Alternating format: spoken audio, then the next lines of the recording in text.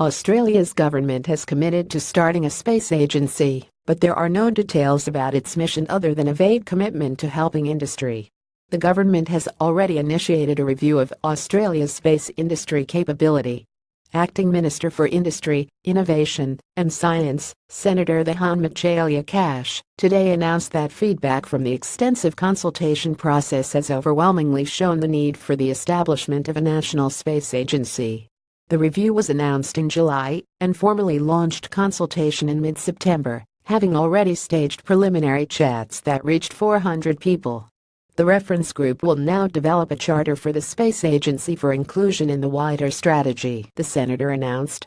Cash's statement says the agency will be the anchor for our domestic coordination and the front door for our international engagement, but there's no detail on the agency's name, budget, start date or anything else that would tell us what it will actually do. The fact that its future existence was first revealed to media in the city of Adelaide suggests one mission help revive the city's economy, which has struggled since automakers left in recent years along with many votes for the governing Liberal Party. There are more hints about what's going on in the reference group's current terms of reference PDF, which calls for developing a strategic framework for the Australian space sector that supports leadership, innovation, opportunity, and entrepreneurship across the sector along with our broader national interests.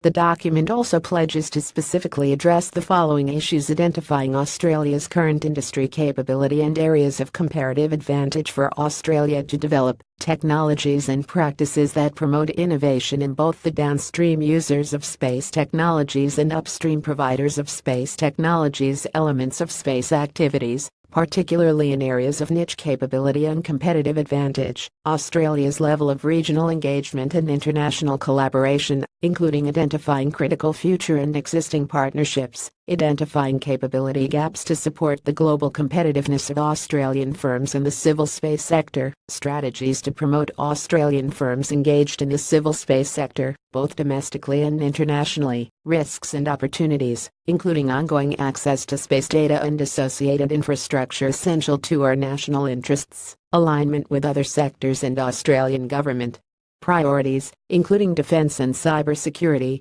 and meeting Australia's international obligations, and the most effective institutional arrangements to support the strategic direction of Australia's space industry. Another reference group document, an issues paper PDF, notes that there have been calls for Australia to establish a space agency to increase space activities and provide a recognizable point of contact coordination funding. The paper does not, however, conclude that the nation needs such an agency. Indeed, the issues paper mentions canvassing models for advancing Australia's space-related industries, rather than recommending an approach.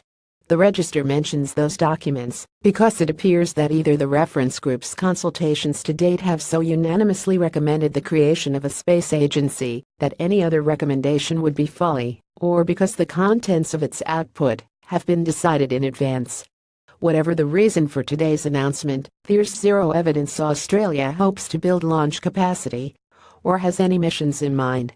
Vulture South therefore awaits details on Australia's efforts with great interest and hopes that the agency does more than sprinkle stardust on an industry development plan.